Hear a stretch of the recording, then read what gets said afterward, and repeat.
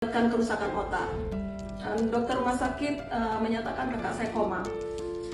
Agus Listianingsih, pekerja migran Indonesia atau PMI yang mengalami koma pasca operasi amandel di Polandia pada Februari 2023 kini telah sadar. Namun, Agus Listianingsih mengalami kondisi brain vegetative atau kondisi hidup tapi seperti bayi.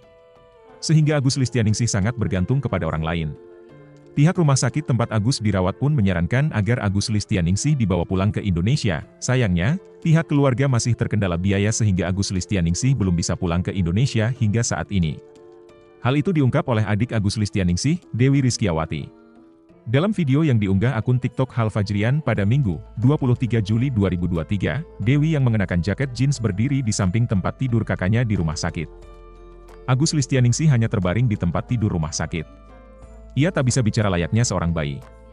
Dewi menceritakan jika kakaknya awalnya melakukan operasi pada 1 Februari 2023 lalu.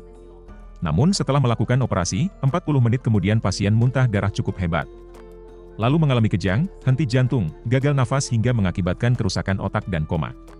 Sehingga pasien dirawat sampai 4 bulan. Sampai akhirnya pihak medis supaya Agus dibawa pulang ke Indonesia. Namun karena kendala pemulangan yang besar, Agus masih tertahan di Polandia sampai sekarang.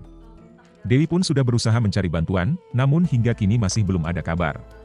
Sebelumnya, kabar tentang Agus Listianingsih sudah sempat sampai ke Indonesia. Ia melakukan operasi di salah satu rumah sakit di kota Bydgoszcz, Polandia.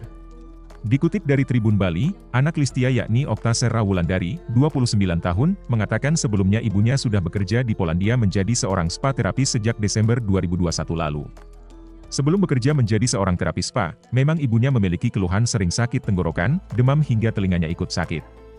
Dan ternyata setelah dicek ibunya didiagnosa memiliki amandel. Saat masih di Bali, dan akan melakukan operasi terkendala pandemi COVID-19. Setelah bekerja di Polandia, dicek kembali. Oleh karena sudah cukup mengganggu lalu disarankan untuk operasi. Namun sayangnya, setelah operasi Listia malah muntah darah hingga berujung koma. Saat bekerja di Polandia, Listia menggunakan visa kerja dengan kontrak 2 tahun. Visa ini diurus secara mandiri yang diurus langsung dari perusahaan spanya di Polandia. Untuk bisa memulangkan Listia, pihak keluarga harus menyiapkan uang 500 juta rupiah. Okta juga sudah berkoordinasi dengan BP2Mi. Namun hingga saat ini, Listia belum bisa pulang karena terkendala biaya.